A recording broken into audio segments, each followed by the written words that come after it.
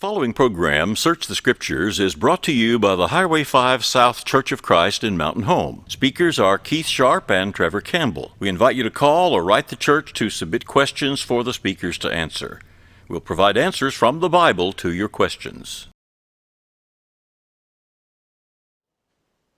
Trevor, do you believe in keeping pagan holidays? Keeping pagan holidays. Well, I do celebrate some holidays, yes. Okay, well, we'll talk about that on the program this evening. Good evening. My name is Keith Sharp. I preach at the Highway 5 South Church of Christ in Mountain Home. I'm going to let Trevor introduce himself and the congregation in Payette. Thanks, Keith. Yeah, my name is Trevor Campbell, and I preach over in Payette. That's where I worship as well, with the group that meets there on Highway 62 in Payette, right next to the new Dollar General. Pretty easy to see. And then you'll see on the screen there is my phone number. That's a number you can call me at if you have a question for the program, something you'd like Keith and I to discuss, something about the Bible. And that also is a number you can call me at if you have a question about the church that meets there, or you just want to discuss the Bible. And then you'll see on the screen as well, we have a Bible class at 10 a.m. on Sunday mornings, worship at 10:45 a.m. So if you're out in the Marion County area or live anywhere in that area, please stop by, come visit us. We'd love to have you come and worship with us, study the Bible with us. And my name is Keith Sharp, and I preach at the Highway 5 South Church of Christ in Mountain Home. We meet 1 mile south of the Highway 62 412 bypass, going down towards Salesville on the left. Going down south on Highway 5, when you pass Good Samaritan, then look on the left, you'll see our sign. We're back to meeting at our regular times. We have our classes at 10 o'clock on Sunday morning, our worship assembly at 11. We have then another worship assembly and Bible class at 2 o'clock on Sunday afternoon. We have a ladies' Bible class that meets at 10 o'clock on Wednesday morning, and our regular worship assembly on Wednesday evening is at 7 o'clock. You're invited to all of those services of the Highway 5 South Church of Christ. Come out. We ask you, and you'd be a welcome guest if you could come out and assemble with us. Of course, if you live over in Marion County, then we hope that you'll go and meet with the brethren at Payette, where Trevor preaches. If you have a question for us on this program, and your questions are what generates the subject matter on the program, and actually right now we're behind in getting to all the questions we've been asked, and that's a good problem to have, but we'll try to catch up the best that we can. But keep the questions coming in. But if you have a question for me, Keith Sharp, you can call me at 870-321-5746. Or if you prefer, you can email to keithsharp2021@gmail.com, or you can write to Post Office Box 263 in Mountain Home, 72654. Be in touch. Let us know what your questions are. Well, Trevor, we do have a question. This question was phoned to me some time ago, and we're just now able to get to it. And the question is kind of a loaded question, and so I've already, in a way, asked it to Trevor. The question is, why do we remember all these pagan holidays? Well, Trevor, what in the world is he talking about? And help us out on that, please. Well, it's a good question, although I don't personally celebrate any pagan holidays, but I'm assuming this question comes from the fact that some of our holidays today, the national holidays, social holidays that we do observe here in this country, have some pagan roots, or they came out of paganism, and so I would assume that's what's being asked there. Paganism, the remnants of paganism is really all through our society, not just in holidays like Christmas or Easter, holidays like that, which definitely have some pagan roots within them. But, the remnants of paganism can be found everywhere. A good example is just the names of the days of the week. Those came from paganism. They honor pagan gods. Name brands of clothing, shoes, even food that you buy at the stores, and other products as well, sometimes bear the name of a Greek god or a Greek goddess, some kind of a pagan god, have some kind of pagan root there. And you find this a lot. And so paganism is really kind of all around us, at least the remnants. I would imagine most people don't even think about it. I don't really think about it. I have no problem saying the names of the days of the week. I don't have a problem observing social holidays and innocent traditions and so forth. And I believe the Bible teaches that these things are really not a concern. However, the Bible also teaches that we do have to be considerate of others. And so if someone else is concerned about something like that, then we have to be conscious of that and be careful how we act around them. So for instance, if someone felt it was not right to celebrate a particular social or national holiday that had roots in paganism, then it wouldn't be right for me to send them a holiday greeting card around that holiday or wish them a Merry Christmas or Happy Easter or what have you, if that makes them uncomfortable, and I know that it makes them uncomfortable or they feel it's wrong. That wouldn't be right. The Bible does teach us to be careful about that. So I'm going to start, for my part anyways, Keith, I'm going to go to 1 Corinthians chapter 8. Now, here in 1 Corinthians chapter 8, the Apostle Paul is not dealing with pagan holidays. However, the principles that are taught here are just as applicable, I believe, to these kinds of things. And not just holidays, but anything that has its roots in paganism. But here in 1 Corinthians chapter 8, the Apostle Paul had been asked questions by the church at Corinth. And he's answering those questions one by one. Now in chapter 8, it says, now concerning things offered to idols in verse 1. So this is something they had asked him about.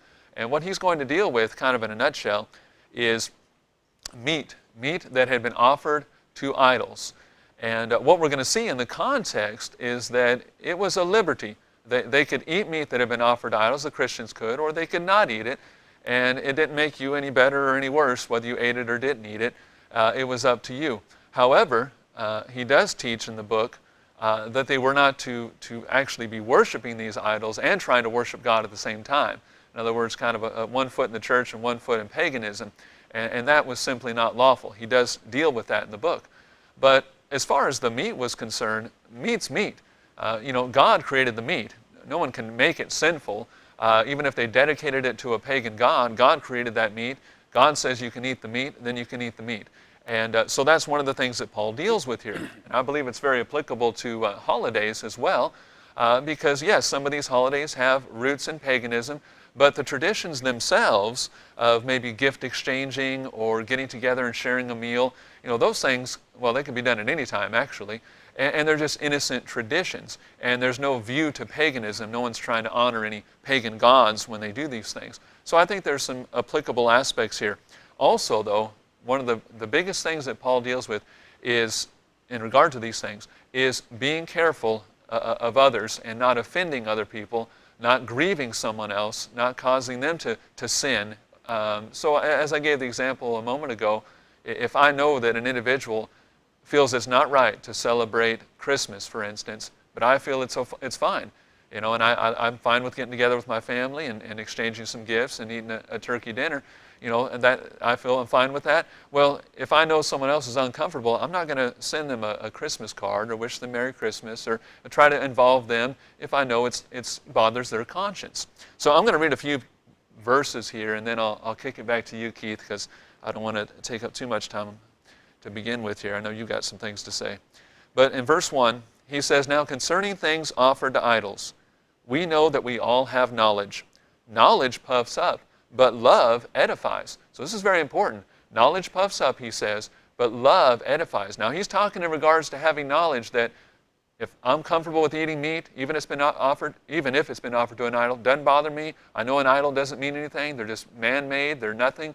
And I'm fine with eating it. Well, that kind of knowledge could cause me to become puffed up or arrogant in front of those who are uncomfortable eating meat that have been offered to idols. So he says, love edifies. We're always looking to edify others. Edification in the Scriptures has to do with building someone up spiritually. Building the church, building individuals spiritually. It's all about building. In verse 2, he says, and if anyone thinks that he knows anything, he knows nothing as he ought to know.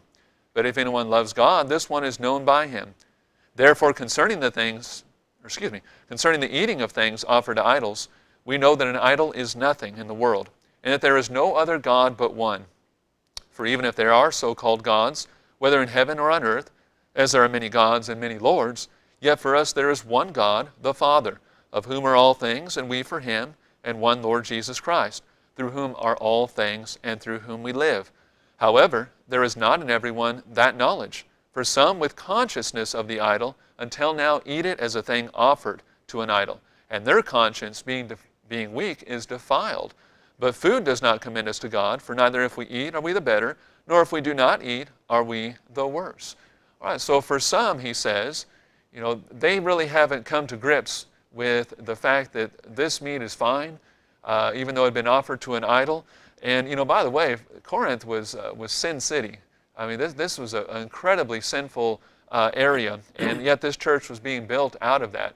Brethren, individuals were repenting of their sins, converting, coming to the Lord, and in obedience. And what's interesting is, the idol worship was a big thing in Corinth. So very difficult, sometimes hard to put ourselves in their shoes and really understand these texts. But if you put yourself in their shoes, they had come out of idol worship, they're surrounded by it. And even if you're a member of the church, you may still have family members or friends that were worshiping idols. It might be very difficult for you to eat some meat that you knew had been offered to an idol. It might bother your conscience. You might not feel it's right. Well, if that's the case, then don't eat it.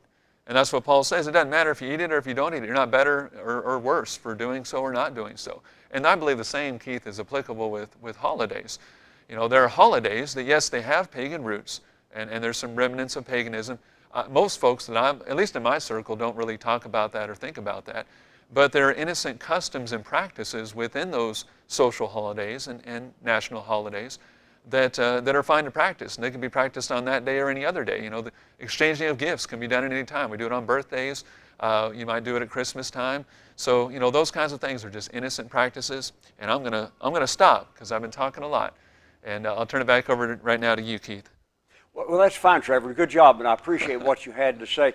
But before you turn it back to me, I have another question for you. Oh, boy. The Hyatt Church of Christ, do you meet for worship on Sunday? Oh, we do, yes. Okay. Do you do that because it's the Sun's Day in honor of the sun, S-U-N? No, we don't.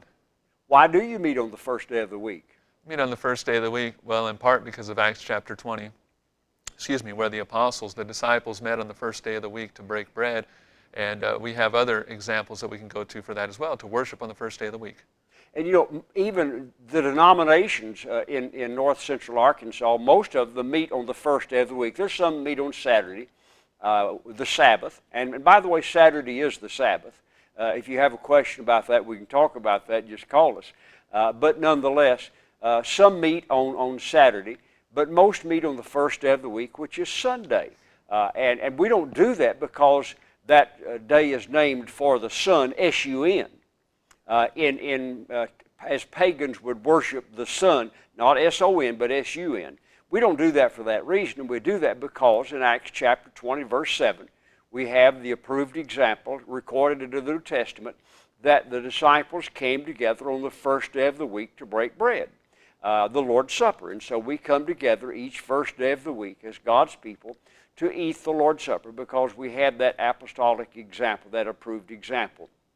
So I'm going to read two passages that seem to be contradictory to each other, and then we'll talk more about that. The first passage I want to read is in Romans chapter 14, verses 5 and 6. And this would go along very much with what Trevor's already been saying. In Romans chapter 14, Paul is discussing things that are liberties, things that we have the right to do, but we're not obligated to do. And he says in verses 5 and 6, this is Romans 14, verses 5 and 6, one person esteems one day above another. Another esteems every day alike. Let each be fully convinced in his own mind. He who observes the day observes it to the Lord. And he who does not observe the day to the Lord, he does not observe it. He who eats, eats to the Lord, for he gives God thanks. But he who does not eat to the Lord, he does not eat, and gives God thanks. So here are people, some of them were keeping special days, some of them did not. But each of them was pleasing to the Lord. They were doing it to serve the Lord. And the Apostle Paul said that these were liberties and that they needed to accept one another.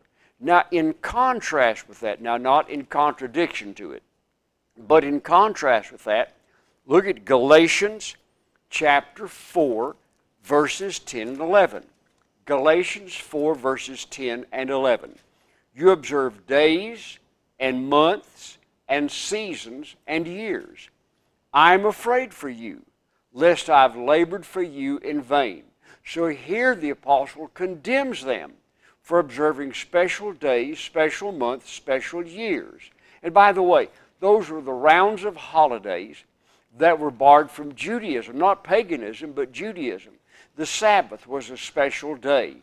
There were other special days, but the Sabbath was a special day. There were special months out of the year, and there were special years. The year of Jubilee was a special year, and there's seasons that they observed. So those are things that were borrowed from the calendar of Judaism that's recorded in the book of Leviticus and parts of other books of the law. But Paul condemned them for observing those days, months, seasons, and years.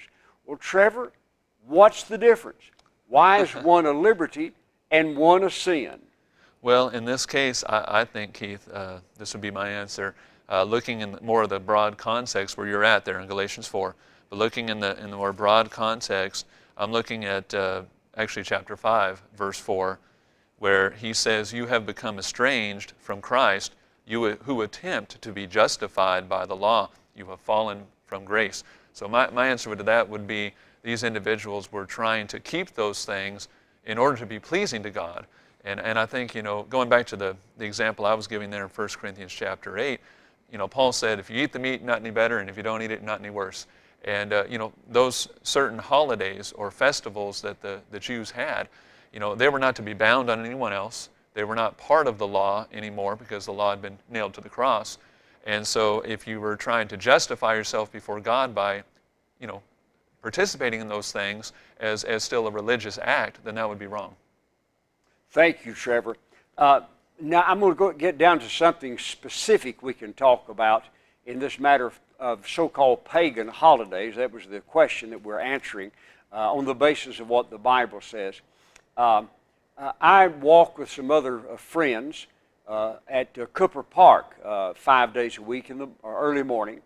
And we've met a number of people out there that become friends because we meet at the track.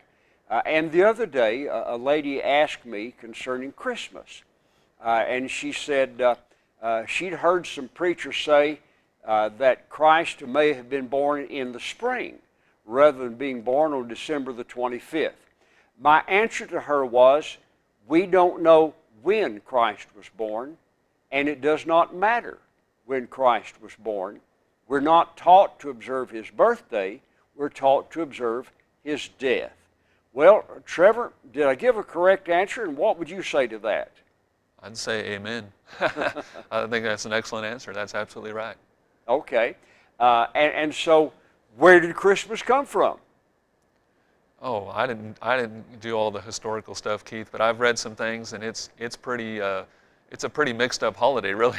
Yeah. It has all kinds of traditions within it. So, I made mention earlier, just for myself and my family, we do celebrate Christmas. It's a social holiday, it's a family holiday. The things we do, though, on Christmas, we could actually do any time. We've just chosen to do them at that time of year. But, we get together, exchange some gifts, innocent customs. And those kinds of things, again, can be done at any day of the week, at any time of the year, really. So if they're not wrong, another time of the year, they're not going to be wrong if I do it on December 25th. But as far as how some of these holidays came to be, I know it gets pretty complicated. I've read and studied some things, but not enough to give you anything over the air here. Okay, that's fine, Trevor, and I was not looking for a historical answer, but don't, that's just fine. Now, we may have hit a raw nerve. Actually, I'm the one that may have hit the raw nerve for some of you in the audience. Now, I'm assuming that those who are watching this program are honest and sincere and want to do what pleases the Lord. So let me ask you some questions, do some things. And again, you have the numbers where you can get in touch with either Trevor or me to talk to us about this and to ask further questions. We'll both talk to you personally, and if you have a question you want to be dealt with on the air, then we'll do that also. But if you believe that we ought to be keeping Christmas as the birthday of Christ, as the saying goes, don't take Christ out of Christmas. And my reply to it is, find me a place in the Bible where Christ was ever in Christmas. Find me a place in the Bible where Christmas is even mentioned. Find me a place in the Bible where it even tells us when Christ was born. Find me a place in the Bible where it tells us to observe the birthday of Christ. I believe, and Trevor and I have already referred to this passage repeatedly in the program this evening, that the New Testament church, the first century church, the church under the guidance of the apostles of Jesus Christ, met together every first day of the week to remember Christ's death, burial, and resurrection by breaking bread, by eating the Lord's Supper. Now, Acts 20, verse 7 is the approved example. And what they were to do and what they did do is shown in 1 Corinthians chapter 11. Other passages also. But in 1 Corinthians chapter 11, verses 23 through 26, when they came together as the church, they ate the Lord's Supper. They broke the bread in memory of his body. They drank the cup in memory of his blood. And they remembered the death, burial, and resurrection of Jesus Christ. Now that's what we do each first day of the week as God's people. Now, there are many holidays of our people that individually I observe, and obviously the Campbells do as well, observe as simply social holidays. We do it as a custom of our people. I also observe Easter. I also observe the 4th of July. And for those who believe that it's wrong to keep social customs on Christmas, I would ask you this. Would it be right to do the same thing on the 4th of July that I do on December the 25th? Why is it wrong on December the 25th and all right on July the 4th? I don't observe those things as religious holy days. I believe that that was what was done away in Christ. That's the point that Paul is making in Galatians chapter 4, verses 10 and 11. Those religious holy days were a very central part of the law of Moses that Paul, as Trevor's already referenced in Galatians chapter 5, teaches that the law was taken out of the way, nailed to the cross, and we're not to keep that anymore. He makes that specific statement, by the way, in Colossians chapter 2, verses 13 through 16. That law of Moses, that handwriting of ordinances, it was nailed to the cross, it was taken out of the way. And we're not following that. We're not to observe it. So there's not any religious holy days, whether it's Easter, whether it's Christmas, whether it's Good Friday, whatever it is. I don't keep any of those days as religious holy days.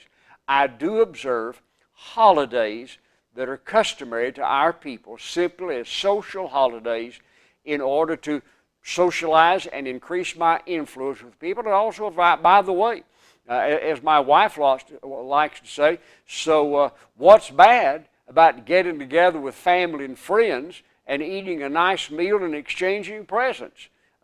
Is there anything sinful about that? I don't believe there is. And so I do that on December the 25th. And I get together with my friends and family on July the 4th, and I shoot fireworks, and I enjoy it right along with the rest of them. And there's nothing sinful about that. I don't do those things as a religious holy day in worship to the Lord because there's no authority for that. And I do believe that Galatians chapter 4, verses 10 and 11 does forbid the keeping of religious holy days. It does not forbid the keeping of social holidays, which the Apostle Paul shows in Romans 14, verses 5 and 6, are matters of liberty. Trevor, add to that, please, sir. Well, I thought that was pretty good. The only thing I was going to add and thought about adding was going back to the text that I was first in, 1 Corinthians chapter 8, and want to talk just a little bit about being concerned of other people's conscience and not offending other individuals. The Apostle Paul, when you read his letters and his works, he was always seeking to edify. He did things for the benefit of others. He talks about himself, becoming as a Jew to the Jews, as a Greek to the Gentiles. to become all things to all men. And what he was talking about there is, is to fit in, as long as it wasn't sinful, if you will, to fit in, so to speak, go with the flow, so to speak, again, as long as it wasn't anything sinful, and have his influence on others. As Keith, you just mentioned a moment ago, having influence on other people. But we do have to be careful. 1 Corinthians chapter 8 does teach us to be concerned about other people's conscience. Now, 1 Corinthians chapter 10, I believe teaches that we don't have to be mind readers, and I don't have to go around and try to read people's minds to see if they're okay with me celebrating a certain holiday. But if it comes out in conversation, they tell me point blank, they feel it's wrong to celebrate Christmas. Well, again, I may have mentioned this earlier. I'm not going to send them a Christmas card. I'm not going to wish them Merry Christmas or try to push that on them, try to force it on them, or invite them over for a holiday supper. Because they feel it's wrong, well, then they should stay away from it. 1 Corinthians chapter 8, and we had read already where he's talking about meat offered to idols. I know this has nothing to do with holidays, but it's the same principle. Meat being offered to idols, and he said it doesn't matter if you eat it or if you don't eat the meat that's been offered to idols. You're not any better, not any worse for doing so. But verse 9, he says, but beware lest somehow this liberty, there's a good word there, liberty of yours becomes a stumbling block to those who are weak. For if anyone sees you who have knowledge eating in an idol's temple, will not the conscience of him who is weak be emboldened to eat those things offered to idols? So the idea is, someone has a problem with something, and it goes against their conscience to celebrate a holiday, for instance. Well, don't push it on them. Don't try to get them to go along with you and force it on them, and to cause them to go against their own conscience and sin. So we do have to be concerned about that. Verse 11, and because of your knowledge shall this weak brother perish for whom Christ died. But when you thus sin against the brethren and wound their weak conscience, you sin against Christ. Therefore, if food makes my brother stumble, I will never again eat meat, lest I make my brother stumble. And there's Paul's attitude that you see all through his writings. He is always looking to edify others. And if something's going to cause an offense or cause someone to be lost or cause them to sin, then he stays away from it, and he drops the matter. And so that's something we need to be concerned about as well in regard to holidays, being concerned about how other people feel. Again, we're not mind readers, but if somebody point blank tells you they're uncomfortable with a certain holiday, well then, keep it low key, don't bring it up around them, don't invite them over for Christmas supper. Keith? Excellent, Trevor. I agree with everything that you said, and I believe you're doing an excellent job on that. We're real short of time, and so I'm going to mention some passages. Trevor's already gone over these to some extent, but I'm going to invite those who are watching the program to read these passages on your own. So if you have a pencil and paper, jot these passages down, read them, and if you have questions, give us a call. Read the entire 8th chapter of 1 Corinthians. It's only 13 verses long. So read 1 Corinthians chapter 8, and Trevor's been reading from that. And this concerning eating meat that they know was offered to an idol. They're not worshiping the idol, they're just eating the meat. Paul says that's a liberty. Now in 1 Corinthians 10, verses 14 through 22, there's this matter of worshiping the idol, actually participating in false worship. Paul says that's a sin. You cannot participate in idolatry. You cannot participate in false worship. You can't worship an idol and worship the Lord both. And so 1 Corinthians 10, 14 through 22 is false worship. We cannot participate in that. Now beginning in 1 Corinthians 10, verses 23 through 33, and Trevor's referenced this. I don't know the source of that meat. I don't know whether it was just something that was slaughtered for sale or whether it was offered to an idol. It's a liberty, but don't cause somebody to stumble. So 1 Corinthians 10, 23 through 33. Read those passages. Thank you for watching the program. Watch again next time. Thank you. Thank you for watching Search the Scriptures. If you have a Bible question or comment, you may call 870-321-5746, email keithsharp@suddenlink.net, or write Keith Sharp at P.O. Box 263, Mountain Home, Arkansas 72654. And your question will be answered on the air. Be sure to watch next week at the same time for another edition of Search the Scriptures. Until then, the Lord bless you and keep you. The Lord make his face shine upon you and be gracious to you. The Lord lift up his countenance upon you and give you peace.